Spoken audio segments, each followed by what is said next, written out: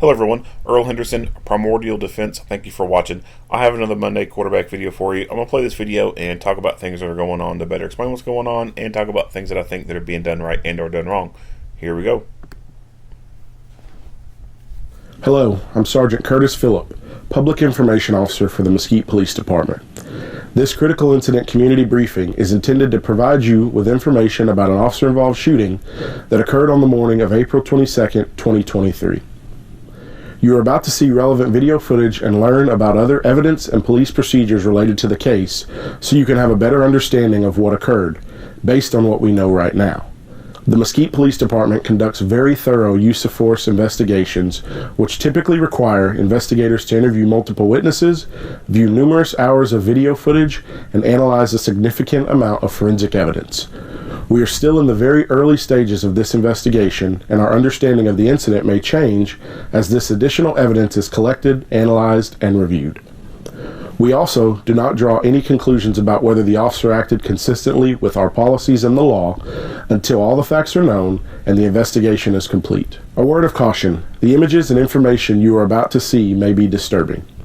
When a police officer uses force to arrest a suspect or defend against an attack, it can be graphic and difficult to watch. In addition, there may be strong language used by those shown in the video. Viewer discretion is advised, especially for young children and sensitive viewers. The identity of the involved officer is not being disclosed at this time due to the ongoing investigation. On April 21st, 2023, at 10 p.m., the Mesquite Police Department received a 911 call from the 3700 block of Nabholz Lane in Mesquite, advising there was a male in the street with no shirt on. The subject was carrying what the caller described to be a rifle and advised the subject pointed the weapon at the caller. But now, when I come home, on my, pulling in on our street, he is sitting in the middle of the road with his shirt off, with, I don't know what it is, a rifle, a BB gun, a pellet gun, something, and as soon as I come on the street, he is pointing it directly at my car. Is he out there now? Yeah, I would assume so. I'm going through the backyard in my alleyway to get inside my house, and I do have my weapon on me, but I do not want, this. I'm assuming he's an older gentleman, and there's something mentally wrong with him. While on the phone with Mesquite Dispatch, the caller stated that the subject with the firearm went back inside his home. Mesquite police officers arrived on scene and observed the subject exit his residence with a shotgun in his hands. Officers gave commands to the subject, who closed the door and went back into his home. Officers on scene then heard multiple sounds of gunfire from inside the residence. A round was fired out of a window in the direction of officers outside the residence.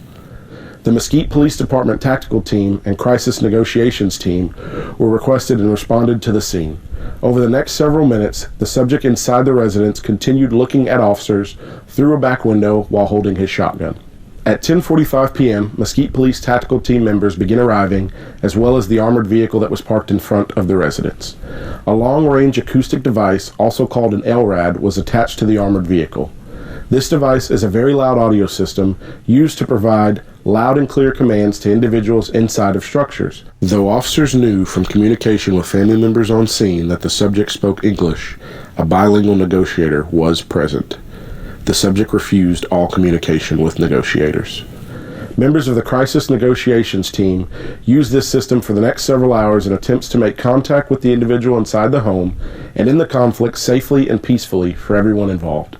Repeated commands were made to come to the front door with his hands up and empty. Throughout the night, the individual inside the residence made no attempts to communicate with officers. Family members were able to provide officers with a cell phone number for the subject inside, and several requests were made through the LRAD for him to turn on his phone to talk with officers, but he did not turn it on to communicate. The subject would turn on and off the rear lights of the residence, and movement was seen at the rear bedroom of the residence several times throughout the night.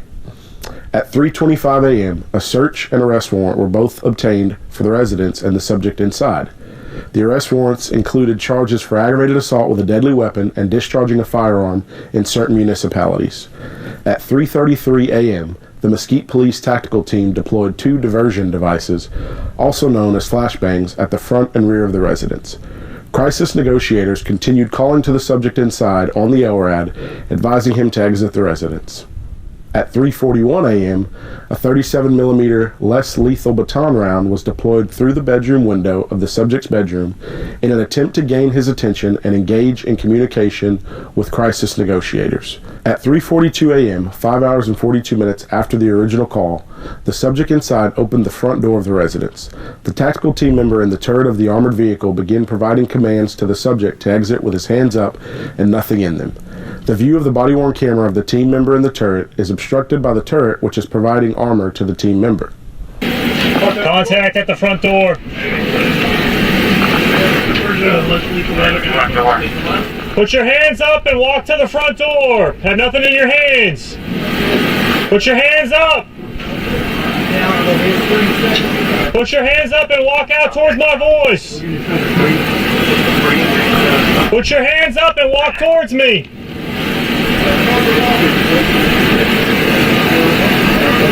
Put your hands up. I can't see through there. The tactical team member views on the ground were obstructed by vehicles in the driveway and large shrubs and landscaping in front of the home. The tactical team member in the turret had an elevated view with a downward angle towards the front door, providing more information through the thick landscaping than the members on the ground. The tactical team member in the turret was able to identify that the subject at the door was holding something in his hands. When the team member in the turret identified that the subject was pointing the shotgun at the armored vehicle and the tactical team, the team member in the turret fired one round, striking the suspect. A follow-up sight picture from the team member in the turret showed that although struck, the individual was still attempting to manipulate and point the weapon in the direction of the tactical team, at which time a second shot was fired and struck the individual. He's got something in his hands. He got something in his hands? Yeah, that's all. Hey, back to the barricade. Bring him back. I can't see through the tree. He's got something in his hands. Walk toward us! Where's our negotiator? Contact. He's got a shotgun. I can't see. Can't see. Lost visual. Fired. In-car video from the squad car parked in front of the armored vehicle captured video from the doorway of the residence. In this footage, you can see the barrel of the shotgun pointed out of the front door of the home towards officers at the armored vehicle, shortly followed by the shots from the team member in the turret.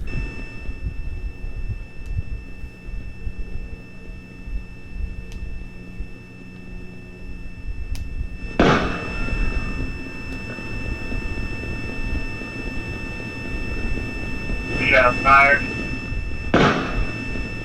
Now let's review both videos together at length. He's got something in his hands. He got something in his hands? Yeah, that's all. Hey, back to the barricade. Bring him back. I can't see through the tree. He's got something in his hands. Walk toward us! Where's our negotiator? Contact. He's got a shotgun. I can't see. Can't see. Lost visual. Fired. Officers continued providing commands to the subject verbally and through the LRAD after he was struck by gunfire. An ambulance was immediately dispatched to the scene, and a Mesquite Fire Department paramedic was on scene with the tactical team. After no response from the individual, team members approached and began performing life-saving measures on the subject. Team members and paramedics applied 2 chest seals and began CPR. The subject was transported by a Mesquite Fire Department ambulance to Baylor, Dallas, where he was pronounced deceased at 4:26 a.m. Investigators later recovered footage from the area of the subject walking in the street while carrying the firearm.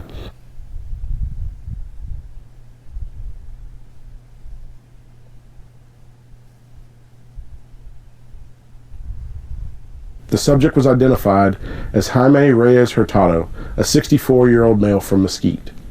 Investigators recovered a single-barrel Harrington & Richardson shotgun on the front porch of the residence that Hurtado had been displaying throughout the night. The officer involved is a 9-year veteran of the Mesquite Police Department. The officer fired 2 rounds from a Colt .223 rifle. The Mesquite Police Department will continue to investigate and analyze this incident. We will continue interviewing witnesses that may come forward and complete any forensic tests. After the investigation is complete, the investigation will be recovered a single-barrel Harrington & Richardson shotgun on the... Okay, so I don't know any more about this person or incident than what is being shown in the video. I tried to do a quick search, but it just basically news articles regurgitating the same stuff from this video. There was something that it sounded like he was living with his older father. So looking at the Dallas Express, more information coming out after police shot and killed 64-year-old man after a 6-hour standoff. Jamie Reyes was shot, blah, blah, blah. Skip.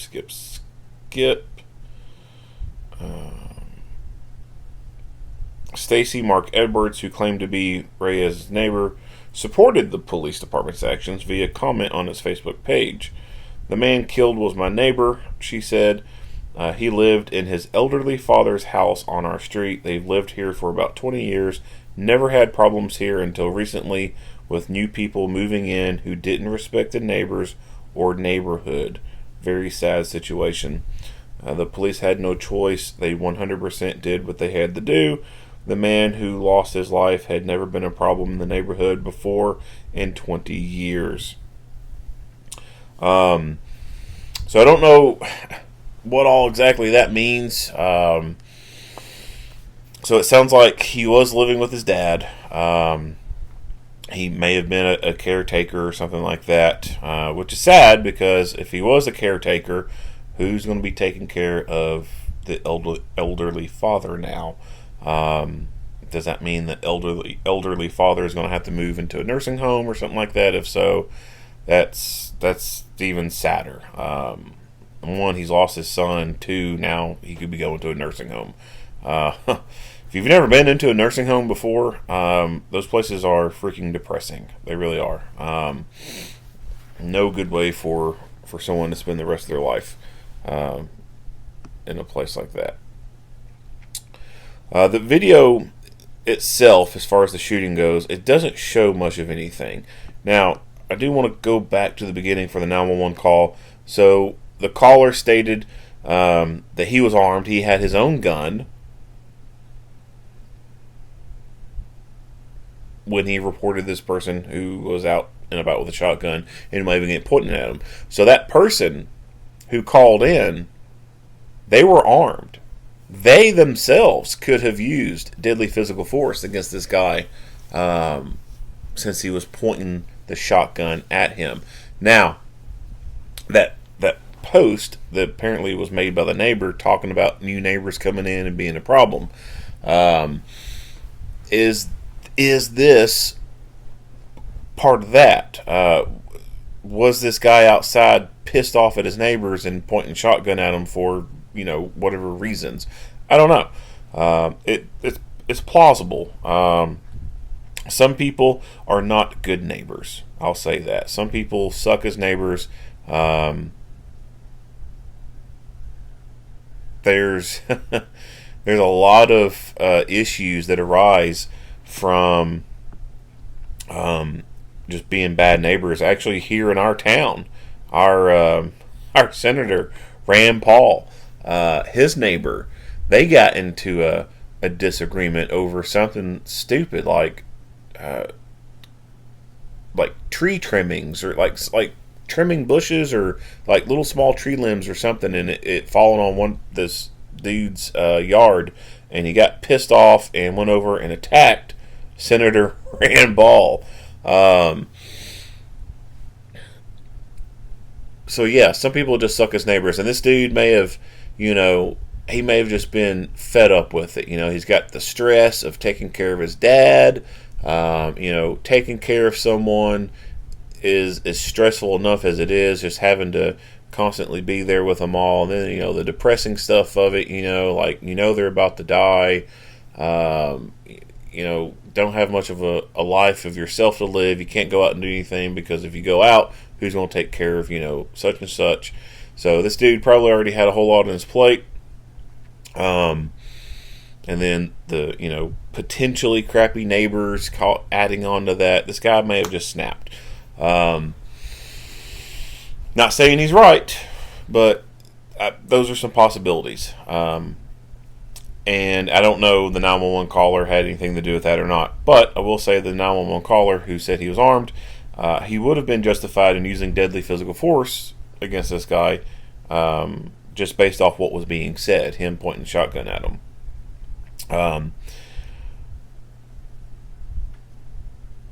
The police get there and they wait. When they say he fires a round out the window of his house.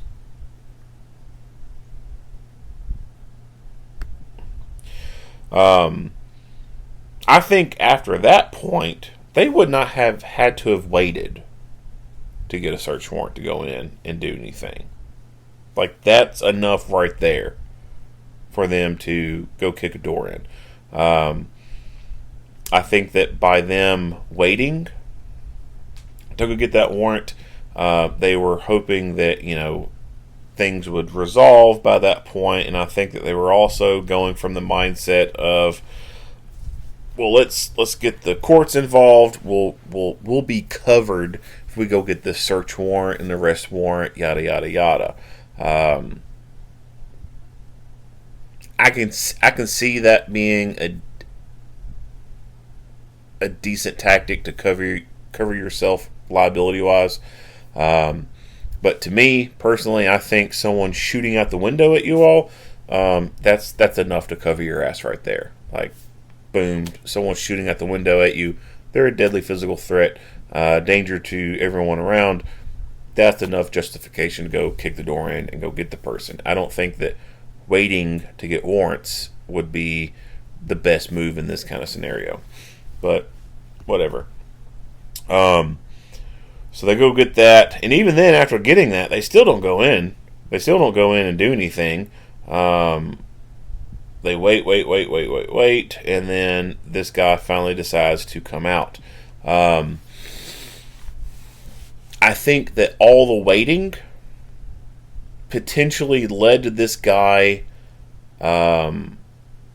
building up the mental strength to do what he did.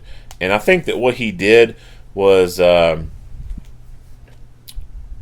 he purposely did these actions to get the police to shoot him.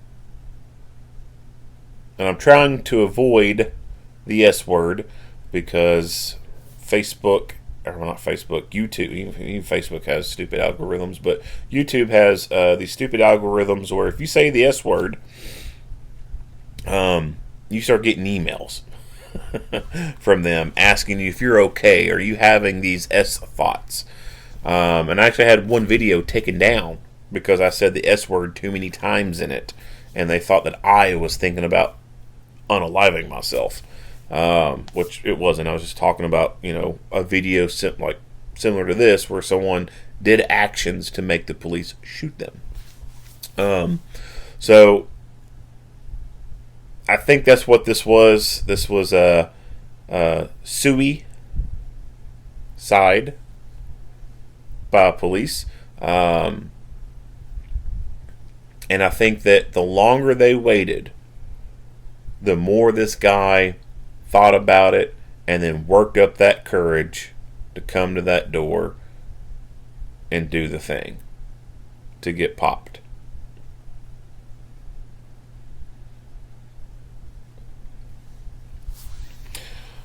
Everyone wants to talk about de-escalate.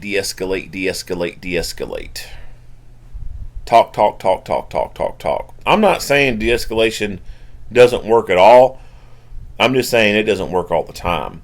And by talking too damn much, you actually can cause things to escalate. Because those people start seeing it as, well, these people ain't about shit. They ain't going to do nothing. Boom. I'm going to take charge.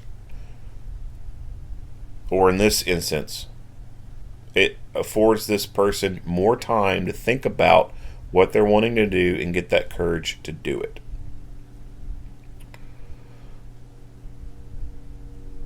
So yeah, de-escalation, too much de-escalation can escalate things and be detrimental. Sometimes to de-escalate something, you have to use force. Physical force is an acceptable means of de-escalating a situation. Sometimes it has to be done that way. Sometimes you just can't talk somebody out of doing something. Sometimes you have to go punch them in the fucking face.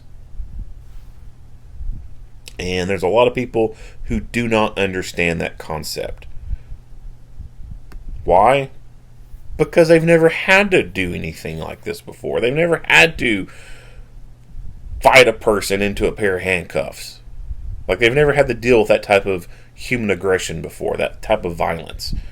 They've never had to fight anybody, do anything physical to anyone.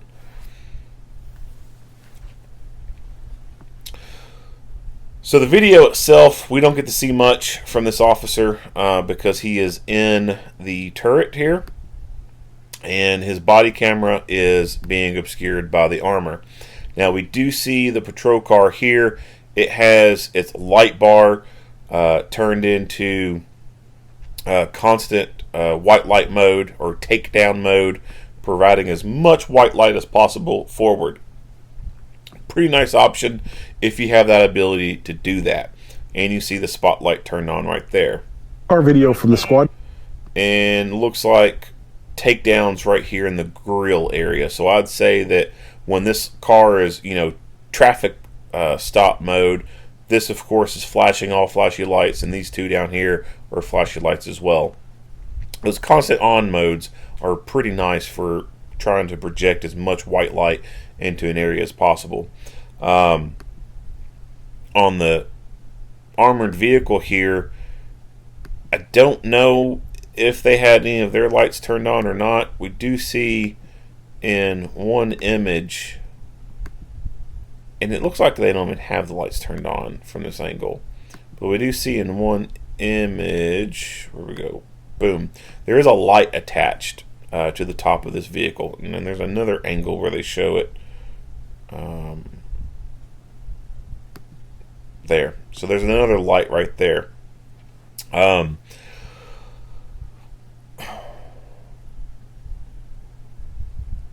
Nighttime can be good and it can be bad for you. It all depends on the environment.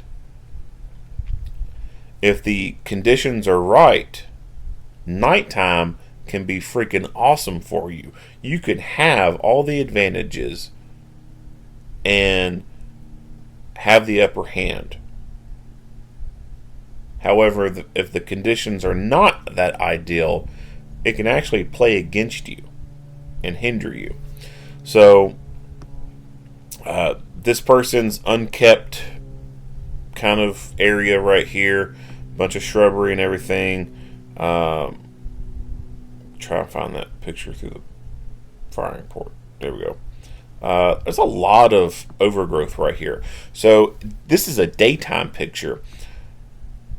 This even in daytime with the sun shining down, even from this view right here, this doorway, it's hard to see exactly what's going on.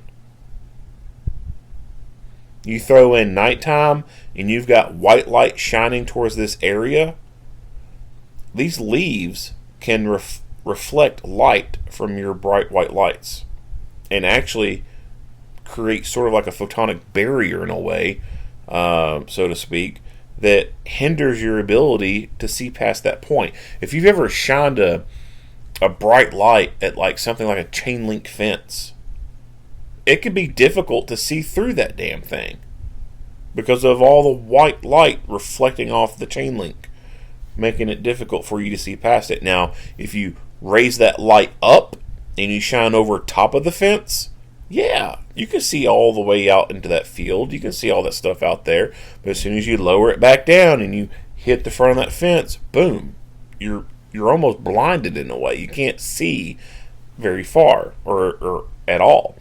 And leaves and stuff can do the same thing. So that may have been why we didn't see lights on this vehicle turned on. They may have tried to turn the lights on and just got so much reflection and stuff off the leaves right there that they knew that was not the best thing. That other vehicle that we see off to the side, by having the light come in from that angle, that may have allowed the people in the turret to see better past those trees because the light is coming in from a different angle. This is where I think that like a drone, not a drone, but a remote vehicle with a lighting package on it would be a pretty cool piece of kit to have for a tactical team. Have a little robot car with like an LED, a lighting package on it. Be able to drive in towards somewhere and then park and then boom, turn that LED light package on and just have good white light shining into a particular area. Have a couple of them drive up. So if they had like a little remote vehicle, they could drive up through this yard and then park right here, near this porch, and then shine white light up in this area. Well, that could have afforded them the ability to see a whole lot more on what was going on. And a bright light source right here, being super close, could have created a photonic barrier for this guy to where it would be extremely difficult for him to look past that light and see exactly where everyone's at. Mobile lighting, so setting up tripods with a lighting package on them. I think those are good pieces of kit for a specialty team to be able to have.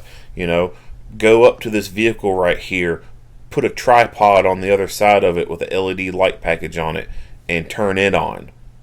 And then do the same thing right here between these vehicles. Boom, LED package, have it turned on, facing this way. Someone come up to the vehicle in the driveway here and set the tripod next to it. You put these light sources closer in and they become super bright, and then everyone else back here behind the lights can turn their vehicle lights off, and they could literally be hiding behind a wall of lights, so to speak, and the persons inside would never know where they're at, or would have extreme difficulty in trying to figure out where they're at. Whereas in this vehicle right here, there could be people behind the door or behind the vehicle, and if this person is looking out, all they got to do is start shooting towards the lights. They might get lucky and hit somebody, or they may not. If you have light sources closer, and that's all they see, and they can't see past it, like you can't see past what's this vehicle right here. All you see is bright as white light, right? You don't know what's behind it. So if you put lighting packages up front, that's what they see, and then they don't see what's behind it. Knowing how to manipulate light is something that you can only learn to do if you play in the dark a lot.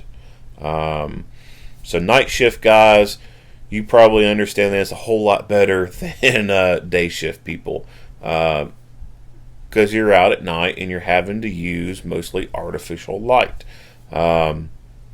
So those are things I think that could probably be researched a little bit more. Better products come out, and better tactics and techniques being revolved around them. The view from the vehicle here, so body cameras don't pick up a whole lot when you're behind cover, and ideally you need to be behind cover. So if you're behind cover, you have a chest mounted body camera, obviously it's not going to pick up a whole lot. Now a vehicle like this, I think that it should be equipped with cameras, right? Like you got police cars. I mean, hell, you see the police car footage from here. It has a dash cam. So why won't the tactical armored vehicle have a camera system on board? there's no good reason, in my opinion. It should have a camera system on board. Those lights at the corners would be good places to put lights at. I'm sorry, put cameras at. So this camera or this light that can rotate or whatever, boom, you could put a camera on top of that thing or right next to it, slave it right to it. So wherever this light's pointed, boom, you got a camera looking at it as well. And if this is a light that is also IR capable, then boom, you could be shining IR light out, and then the camera could be on night vision mode and be able to pick up all that stuff as well. The turret itself could have a camera mounted to it, depending on how they got the turret turned or whatever. The camera that could be mounted at it would be able to show a lot more visual. Weapon mounted cameras. So there is a weapon mounted camera product that I know of that was made for a pistol. And this is a few years back that I remember it. But for handguns, I just don't think with the way the technology is, it's very optimal, because you start losing candela if you have a weapon-mounted light camera thing built into it. And what I'm recalling in my head was a weapon-mounted light / camera. So it had like two little lenses at the front. One lens was for light, one lens was for the camera itself. And the light that came out was not very bright at all. It was definitely nothing like a Surefire X300. So until technology improves, I don't think we're going to see any pistol weapon-mounted cameras that would be any good. But I do think that we could see some rifle-mounted cameras that would do good. You look at Axon's Flex camera. It has the bullet camera design where you can clip it to your shoulder epaulette, or you have it clipped to your glasses or a headband. It's bullet shaped. That's why they call it the bullet camera. Something like that you could attach to, maybe depending on how the rifle's set up, you could have it set up to the opposite side of what your weapon-mounted light would be at, or you could have a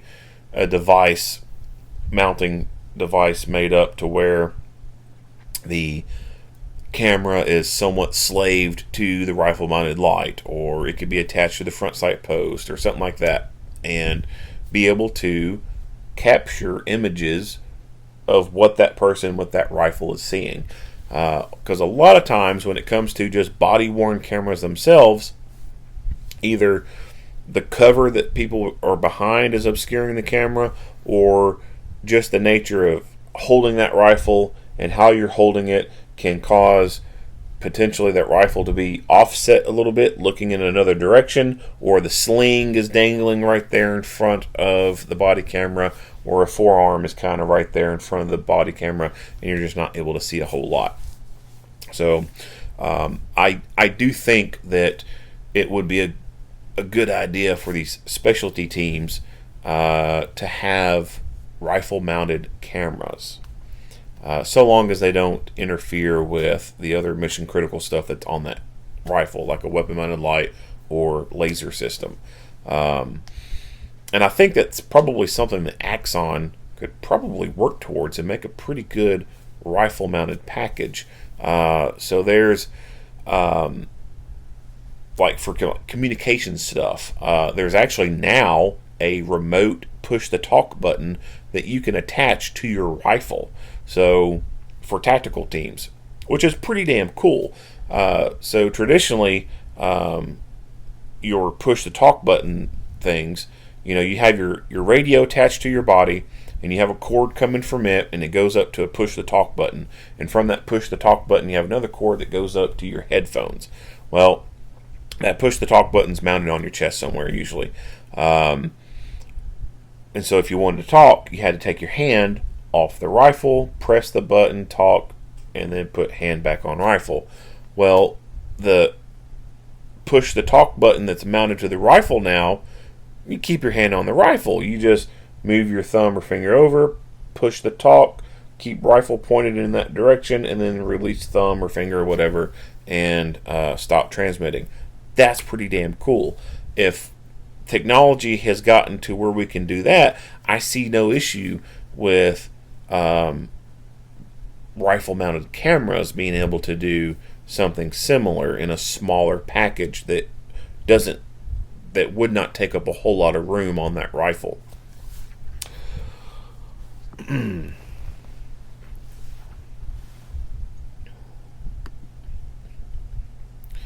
So not a very effective shotgun, I'd say, but still a very lethal shotgun. It is a firearm. It will kill. It's just not very effective at doing a whole lot as far as, dumping a bunch of rounds really quick. He was still a deadly threat, but just not as big as a deadly threat as someone else with, who could have had something else. I don't know the full layout of where everyone was at. There could have been other officers, at different points along here. But the people in the armored vehicle, I think they were pretty well protected from a shotgun. Now, if there were people around this vehicle, then I could see why the officer would be 100%, wanting to fire to protect them. But if it's just them in the armored vehicle and there's no one else around, I think there's a potential that, he could have delayed shooting. They could have potentially tried to light this dude up with something else, like pepper ball gun or, a less lethal launcher or something from the concealment of, the darkness back, around behind, vehicles and shadows and stuff.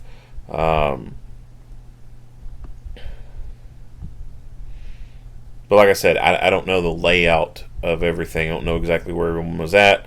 There could have been people standing around kind of somewhat in the open, and just by him pointing that shotgun towards them, those people could have been in the line of fire, and of course, officer in the armored vehicle would have felt the need to use that level of force to protect everyone there.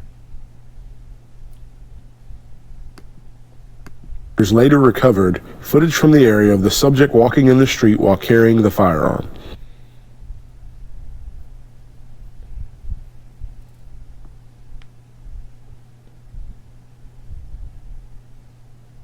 The subject was identified as Jaime Reyes Hurtado, a 64-year-old male from Mesquite.